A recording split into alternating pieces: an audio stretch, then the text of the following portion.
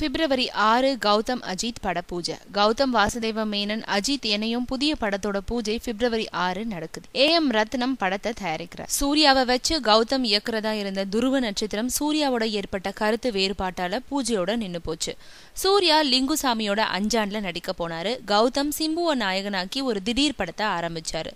அதோட படப்பிடிப்பு போய்கிட்டு இருக்கு. இந்த நிலைமையில கௌதம சந்திச்ச அஜித் அவருக்கு கால் ஷீட் தர தயாரா இருக்கிறதா சொல்ல, கௌதமும் தான் வசம் இந்த கதையை அஜித் கிட்ட சொல்லியிருக்காரு. அஜித்துக்கு ஓகே, AM ரத்னம் படத்தை தயாரிப்பார்னு முடிவாச்சு.